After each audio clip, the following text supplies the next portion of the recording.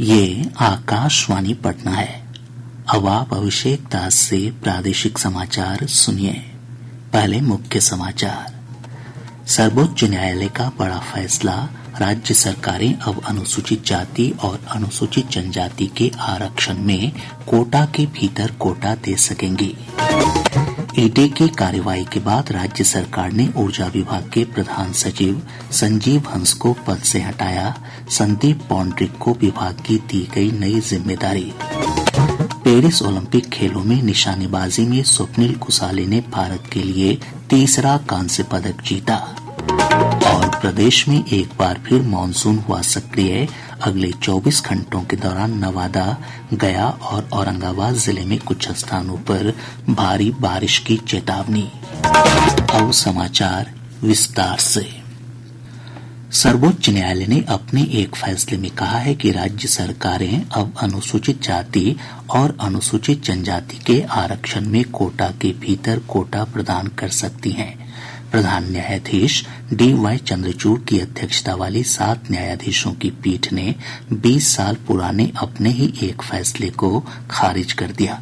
वर्ष 2004 में सर्वोच्च न्यायालय ने अपने एक फैसले में कहा था कि अनुसूचित जाति और अनुसूचित जनजाति के आरक्षण का उपवर्गीकरण भर्तियों और सरकारी नौकरियों में स्वीकार्य नहीं है।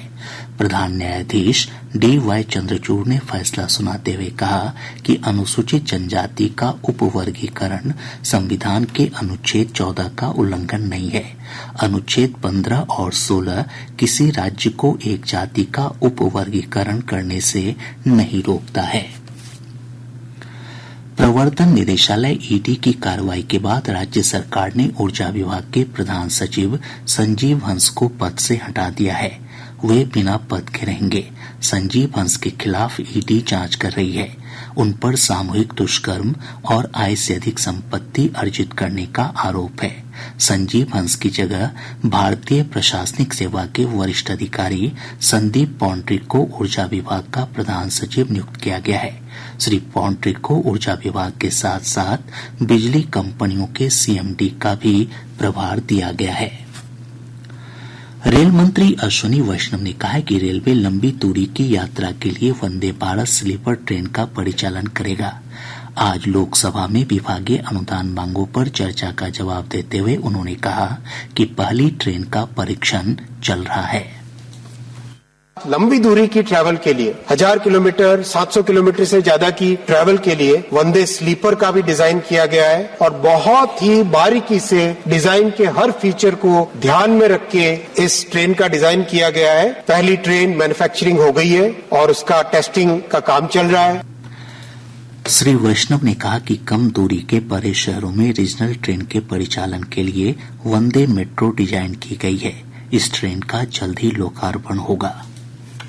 कम डिस्टेंस के जो बड़े शहर है 150-200 किलोमीटर के बीच के, उसमें एक रीजनल ट्रेन चले, इसके लिए वंदे मेट्रो डिजाइन की गई है और पहली गाड़ी डिजाइन होने के बाद में कपूरथला फैक्ट्री से निकल चुकी है। उसकी टेस्टिंग चल रही है अभी और बहुत जल्दी वो लॉन्च होगी। ये एक ऐसी सर्विस होगी जो भारत में यात्रियों के लिए एक नया वरदान साबित होगी। अच्छे से अच्छे फीचर्स होते हैं, वो सारे के सारे फीचर्स वंदे मेट्रो की ट्रेन में रखे गए। पूर्णिया के सांसद पप्पू यादव ने आज लोकसभा में वरिष्ठ नागरिकों और पत्रकारों को रेल किराए में मिलने वाली रियायत को फिर से लागू करने की मांग की। इसके अलावा श्री यादव ने ट्रेन में महिलाओं और पुरुषों के लिए अलग अलग शौचालय की व्यवस्था करने की भी मांग की है।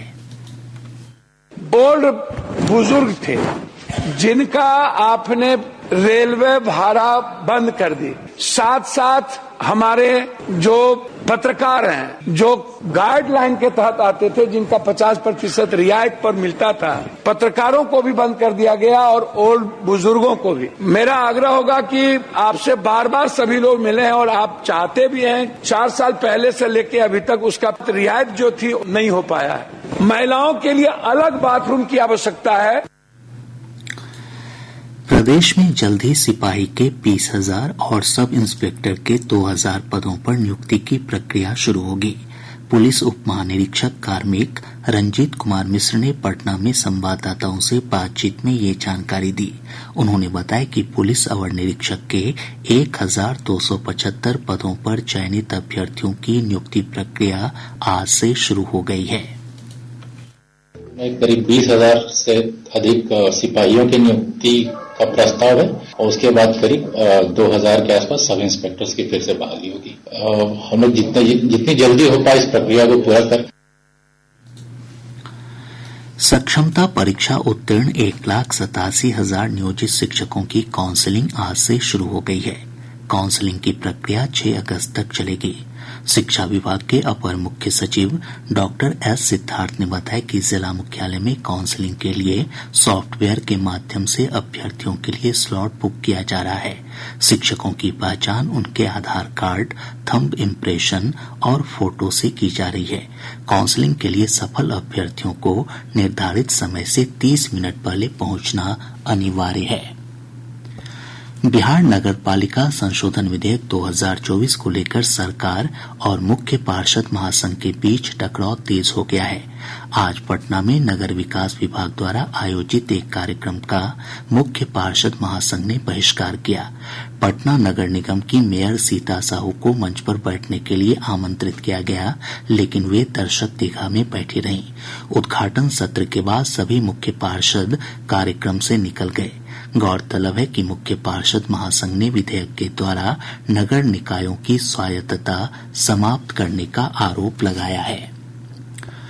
ठोस कचरा प्रबंधन के मॉडल पर विचार विमर्श के लिए आज पटना में 1 दिवसीय कार्यशाला का आयोजन किया गया। कार्यशाला में जापान और नीदरलैंड की कंपनियों समेत 8 राज्यों के प्रतिनिधि शामिल हुए। कार्यक्रम का उद्घाटन करते हुए उप मुख्यमंत्री सम्राट चौधरी ने कहा कि सरकार बिहार को स्वच्छ बनाने के लिए लगातार काम कर रही है। इस अवसर पर नगर विकास मंत्री नितिन नवीन ने कहा कि सरकार कचरा प्रबंधन को उद्योग के रूप में विकसित करने के लिए प्रतिबद्ध है। उन्होंने कहा कि कार्यशाला में विशेषज्ञों से मिले सुझावों की मदद से सरकार बेहतर तरीके से कचरा प्रबंधन कर सकेगी। प्रादेशिक समाचार आप आकाशवाणी पटना से सुन रहे हैं। ताज़ा समाचारों के लिए आप हमारे x handle AIR News _ Patna पर जा सकते हैं। भारत ने पेरिस ओलंपिक में तीसरे पदक पर कब्जा जमाया है। आज खेलों के छठे दिन निशानेबाज स्वप्निल कुसाले ने 50 मीटर राइफल 3 पोजीशंस में कांस्य पदक अपने नाम किया। राष्ट्रपति द्रौपदी मुर्मू, प्रधानमंत्री नरेंद्र मोदी, राज्यपाल राजेंद्र विश्वनाथ आर्लेकर और मुख्यमंत्री नीतीश कुमार ने स्वप्निल कुसाले को कांस्य पदक जीतने पर बधाई और शुभकामनाएं दी हैं। प्रदेश में मानसून एक बार फिर सक्रिय हो गया है।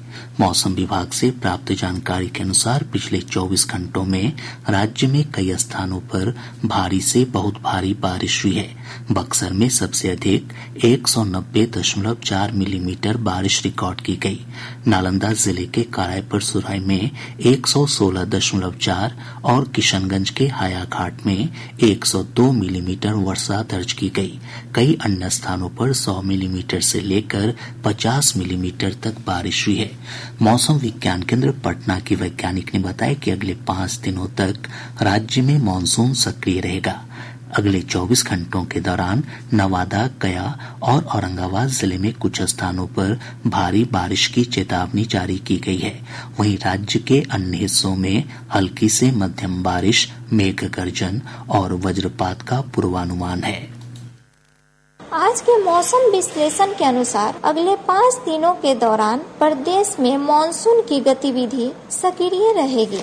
अगले 24 घंटों के दौरान दक्षिण पूर्व भाग के अनेक एवं शेष बिहार के कुछ स्थानों में हल्की से मध्यम वर्षा के साथ मेघ गर्जन, वज्रपात की भी संभावना है।